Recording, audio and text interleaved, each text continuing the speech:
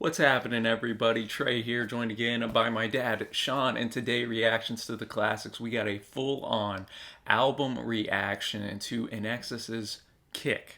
And this comes courtesy of our patron, Alan. Shout out to Alan. Really appreciate you. All the Patreon supporters who help us be able to do this and keep the channel afloat.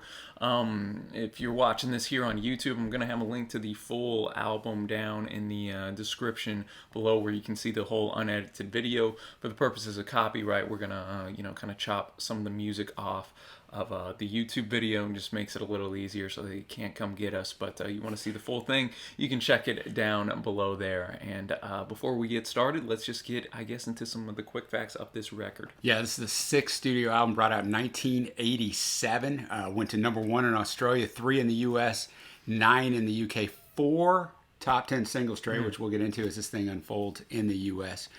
They had their previous album and got to #11 in the US.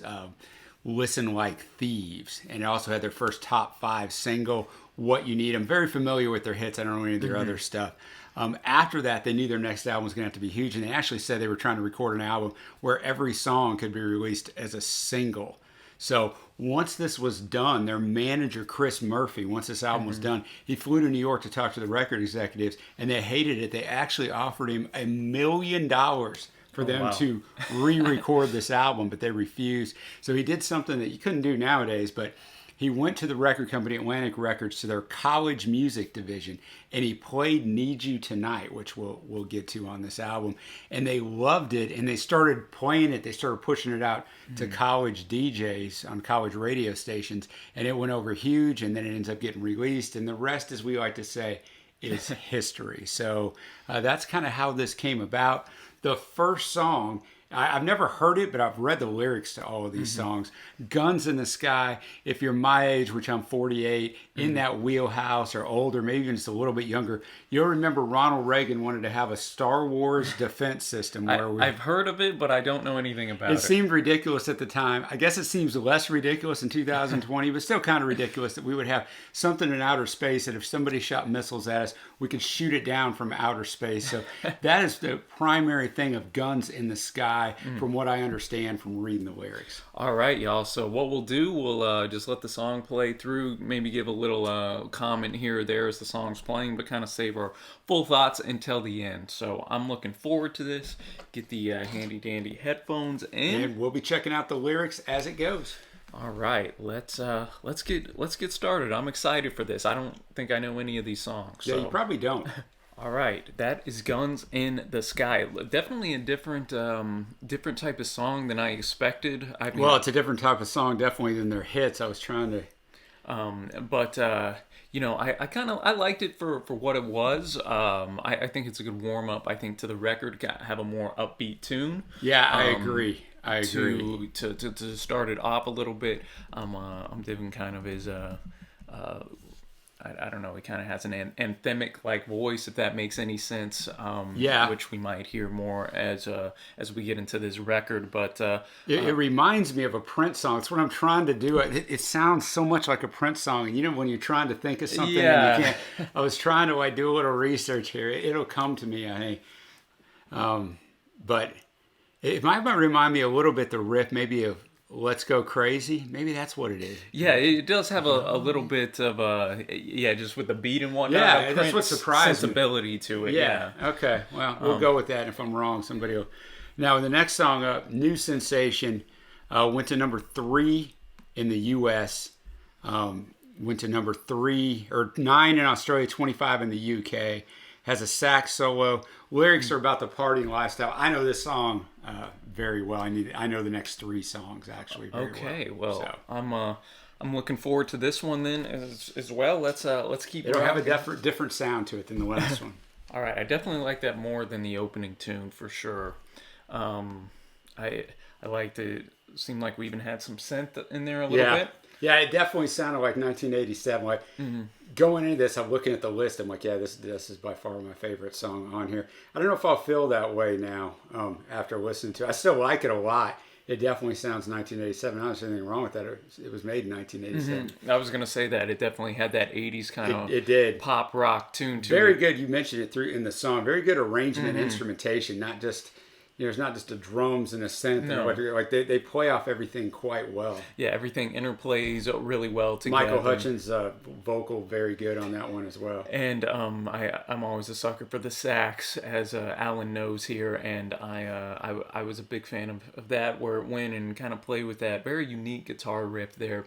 So and I also like the songwriting technique where he starts off every verse with like something baby something, so like live baby live, then we go sleep baby sleep, dream baby dream, cry baby cry, and then go to hate baby hate, when there's nothing left for you, you're only human, what can you do, don't let your pain take over you. So I like kind of the underlying message, because then at the end he says love baby love, there's nothing better we can do than live forever. So it kind of has a spark of hope, I think, at the end there as well. So I definitely enjoyed that one for sure. And now we'll move on to track number 3, Devil Inside. Yeah, Devil Inside went to number 2 in the U.S., 6 in Australia, 47 in the U.K. I don't know what's up in the U.K. This song's longer. It's over 5 minutes long. This is one I didn't really care for when it was out, so I'm curious. I haven't heard these songs. It came out in 87, maybe the single in probably 88.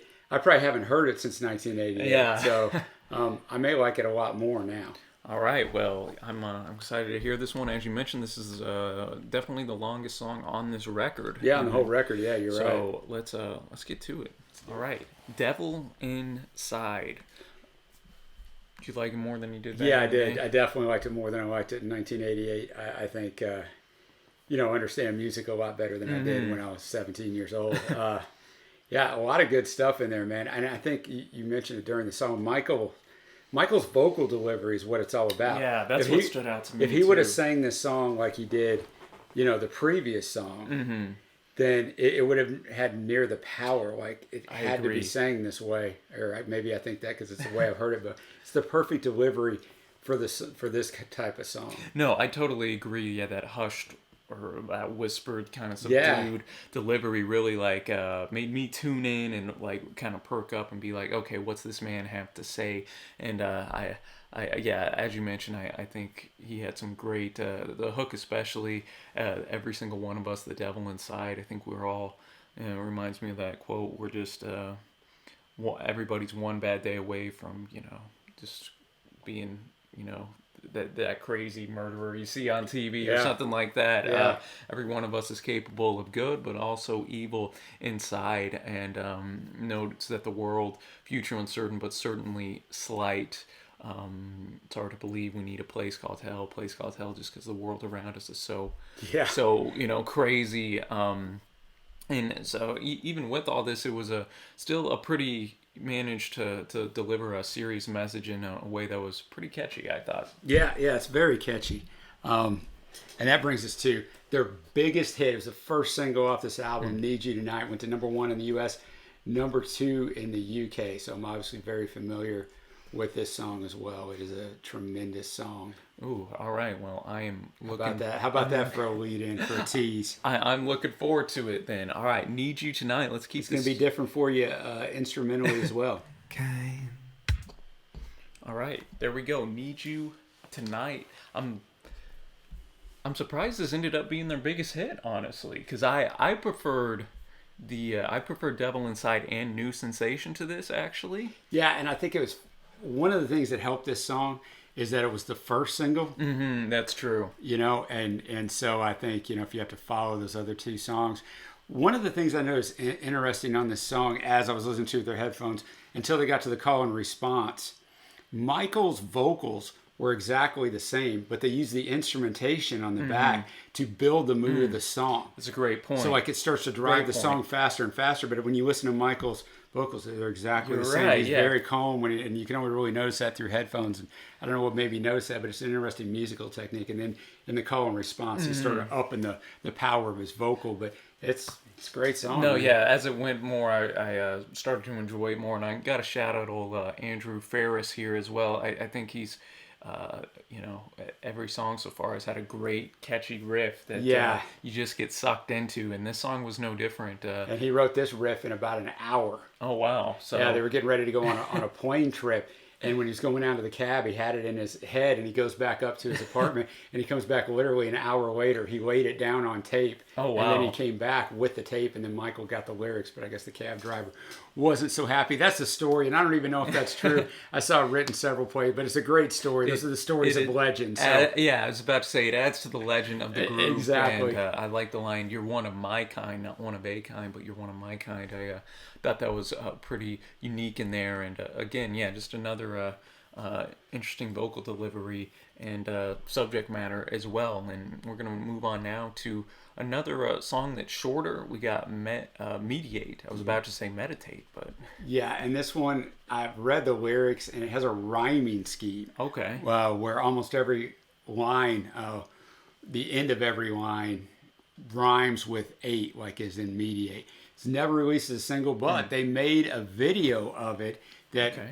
kind of mirrored Bob Dylan's Subterranean Homesick Blues as they flipped the words Yeah. on the cue cards, and I guess they spelled them wrong like Bob did in some of his.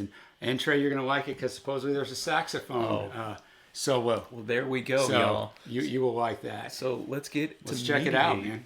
Mediate. You know, I actually really enjoyed that one because it had a like the drum was more of a hip hop type beat drum, and kind of reminded me of a hip hop song just because of Yeah. that, and obviously the lyricism, you know, everything rhyming, but it also had like a almost a light chilled electronic type of Yeah, I agree. vibe in the background. Yeah, because the instrumentation backing is just the same thing. It's just a repeated Very kind of mellow, yeah, loop in there. riff. I mean, kudos to Michael for being able to pull It's about pull that off. I mean, because the lyrics actually kind of make sense playing off each other as opposed to just, you know, rhyming words that Yeah. have the similar, you know, endings in there. It actually made sense of the lyrics in here a little bit.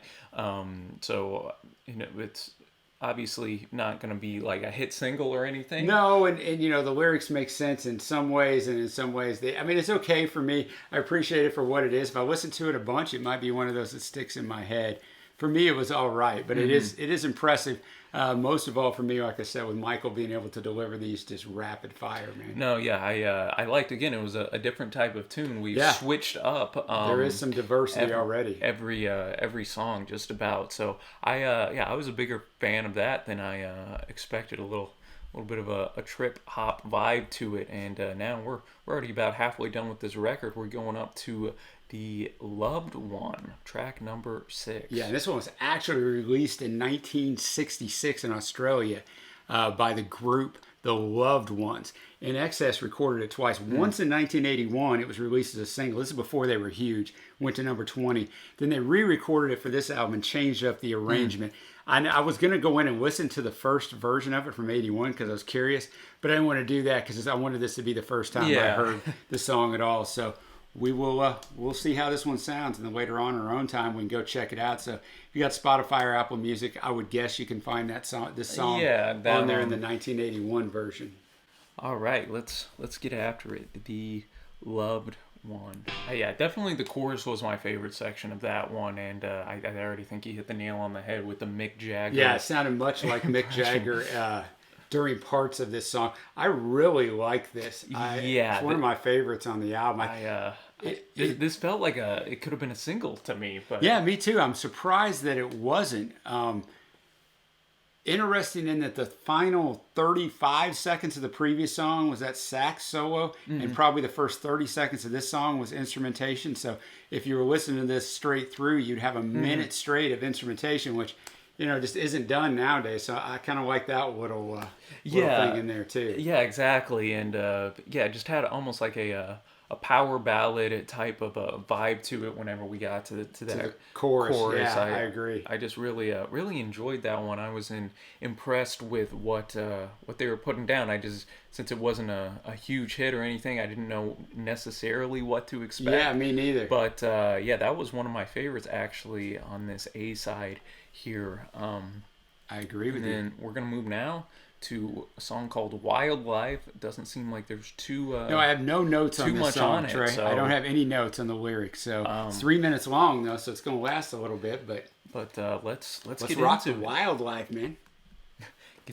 Get the whistle at the end. For me, first filler song on the album. Yeah, I was gonna say the same thing. Definite filler here. Filler, man. I mean, it's fine. I mean, I think you've mentioned Andrew's guitar. Like the instrumentation is pretty darn good on every song. Drumming, I thought was awfully Yeah, I good thought on the this drumming stepped up here, but lyricism and just in general just wasn't that interesting to me. one. Me neither. And Trey, we're in the cassette age at this point. We're not in the vinyl age. We're not quite to the CD. We're in the CD age, but not anybody really buying CDs quite yet on a high level. I can tell you that because I was of the age where I was buying all the music that was out at this time, and it was cassettes. So in that, when you flip the cassette over, side 2 would have been starting with this song. So that's quite interesting to me. I have like 5 other songs I would have started this side with, but exactly. It's fine. I don't hate it. No, yeah, You same know, here. It's just coming off of the last few tracks that were, I thought, really solid. Right, but yeah, it's about to pick up. Now we're going to go to Never Tear Us Apart, which went to 7 in the U.S., 24 in the U.K. Written in a little bit of a waltz fashion. When Michael passed away in 1997, they actually carried his body out of the cathedral where they had the service. His brother and the other members of INXS carried it out with this song playing in the background, which will make this song take on even greater gravity. But this is a fantastic song. I can tell you, I remember this. All right, well, I'm looking forward to it, man. So let's get after it. Wow, you were not lying. That is definitely my favorite track. Yeah, I didn't lead you astray. And you know, I think it's the best vocal performance by Michael. I think it's the best songwriting, even though there's not a ton to the songwriting. The song's only 3 minutes long, and there's a lot of repetition of the chorus. It's like the last back half of the song is just that, but it is just written so well that you don't need a ton of lyrics. But yeah, it's fantastic, man. Yeah, I just love I love as I mentioned at the start, kind of like the synthesizer orchestra strings. Kind of reminds me a bit just of that part of I recently did the Smiths, The Queen is Dead, their song There's a Light That Never Goes Out. I had that same instrumentation in there kind of as well, and then where it builds that anticipation with the silence, and then we go into that just energetic kind of guitar in there, and then that sax at the end, and just the lyrics noting that kind of when you see somebody and just like that the sparks are flying. Yeah, you just know. You see them in the distance. Two worlds collided. They can never ever tear us apart. What a beautiful song, and I definitely see why they played it at Michael's funeral too. Yeah, and I think one of the things I'm noticing on this album, we mentioned it earlier on a previous track, but Michael has a real gift on understanding how to deliver the song. Yeah, you don't see that out of a lot of lead singers. Usually it's just kind of like, here I am, here's my rock power voice, here's my ballad voice, here you go. But he switches up just even his tempo, his cadence, his volume so much from song to song. A real gift that doesn't stand out for a lot of singers for me. Yeah, when we listen to a ton of music, and that's something that has stood out to me just because it's so rare. I think, very rare. And so I think you make a great point on that one. And then now we're going to go up to Mystify. Don't know too much about this tune, so... No, I don't know. These last 4 songs, I read all the lyrics, didn't really have any notes on them. So the back third of it, let's just see what we got. Yeah, it was interesting to start a boom with the piano. If you would have stopped this halfway through and the song ended, I would have been like, this is more filler. But I'll tell you what, as it went on, it grew on me because the chorus just sticks in your head. It's a fantastic vocal performance, and the standout of the song by far is that guitar, which you were pointing out during. Yeah, exactly. They just put in just enough to where I think the guitar doesn't overstay its welcome. Exactly. And with the snaps in there, the piano, again, different from any type of tune. I know, man. They're doing a very good job of. It's weird because in one sense I can tell it's INXS the second I hear something, but in another sense, most of the songs are really different. Are still different, yet they're able to keep their their kind of identity. Yeah, that's a good way. That's a great way of As putting it. they do different types of styles and instrumentation. So yeah, I enjoyed this one. It kind of reminded me of the Loved One and the fact that I mean, I don't think this was a big hit or anything yet. It's still a really strong, solid Yeah, it tune. could have been a single because of that chorus. It just sticks. It's still in my head right now. Mystify me.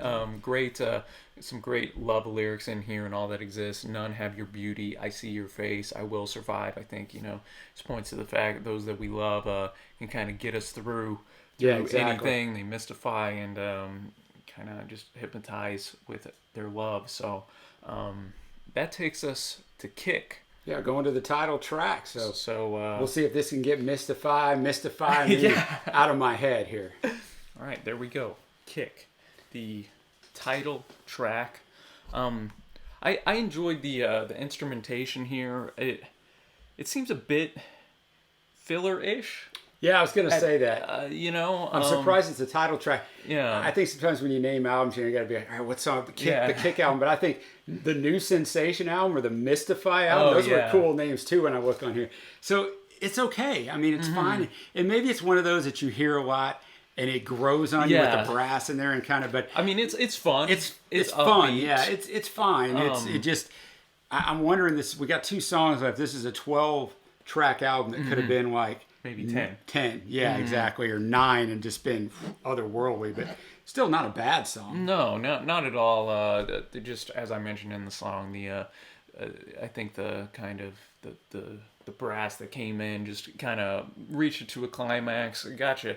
You kind of wanted to dance a little bit, move your head to it, which we've had some different type of tunes that haven't really lended themselves to that lately. So maybe that's why they put it kind of here. Yeah, want a little mix in there. When we play in the concert too, we want people to feel like dancing. So I could see that to get rocking. And then now we only got 2 songs left. This has flown by. We're going to Calling All Nations. So 3.5 or about 3 minutes long.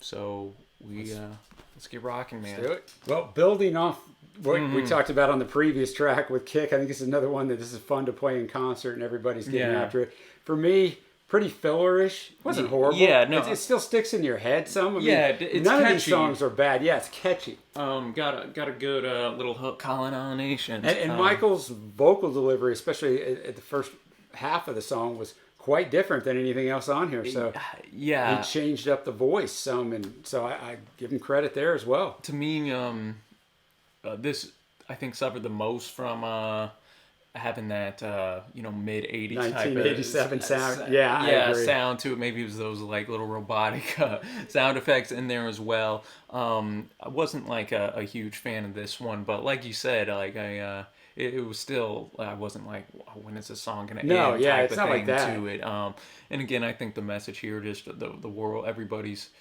working hard, no matter who you are. You read the late paper, it's full of bad news. You got to find some time and devote it to you, and then come on down to the party, Calling on Nations to put it on the line, and then that kind of fits that funky type of guitar again, where you want to get up, kind of dance and groove a little bit. But yeah, I think we're kind of on the same wavelength here. And then we finish off this record with Tiny Daggers, 3.5 minutes long. So let's finish off Kick, man. And then afterwards, we'll give our favorite tracks and rating. And that, my friends, is INXS's Kick.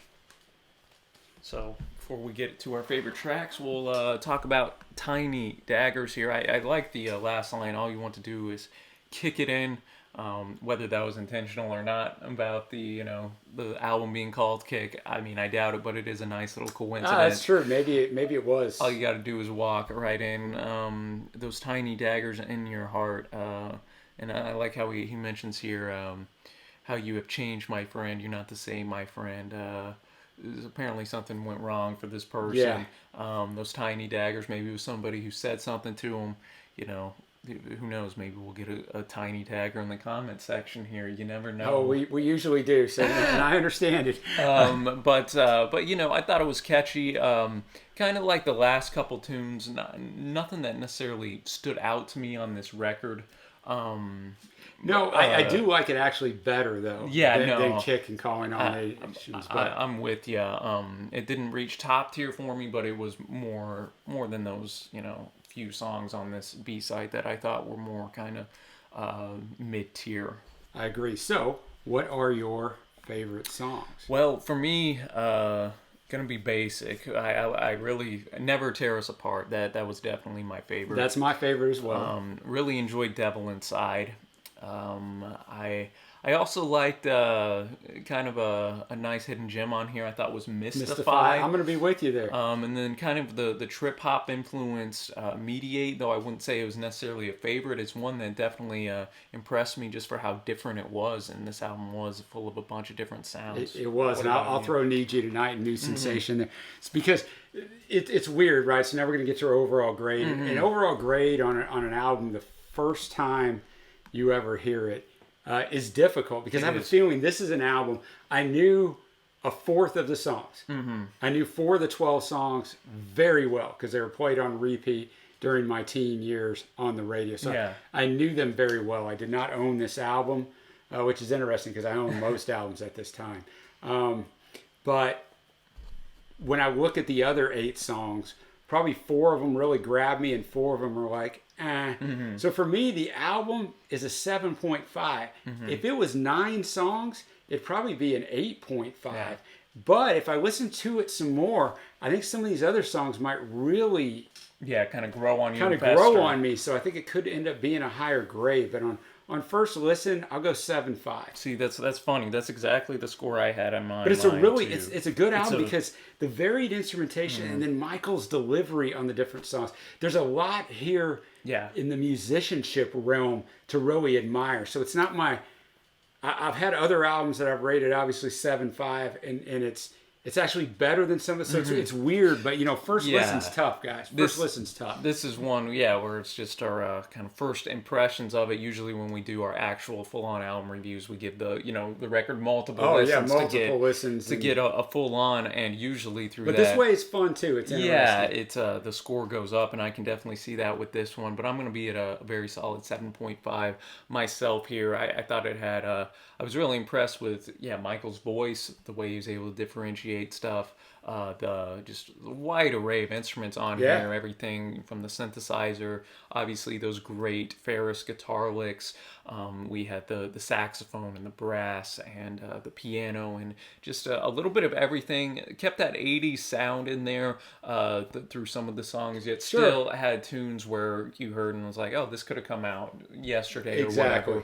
Definitely held up, I think, pretty well, especially when a lot of albums in that time really are a product of their time. Yeah, we don't do a lot of albums from this time period. You are correct, and for that reason. But all in all, man, shout out to my man Alan. Yeah, Alan, good choice, man. Another good choice that you've given us. Let us know what you think of Kick in the comment section below, y'all. And I guess that'll do it from us today. Be sure to give this video a big thumbs up, as well as hit that big red subscribe button, y'all. We upload every day, and you can also check out our Patreon if you'd like to have us review a song or a record, and can contact us there. But until next time, y'all, thank you so much for watching. Happy listening, my friends, and we will see ya.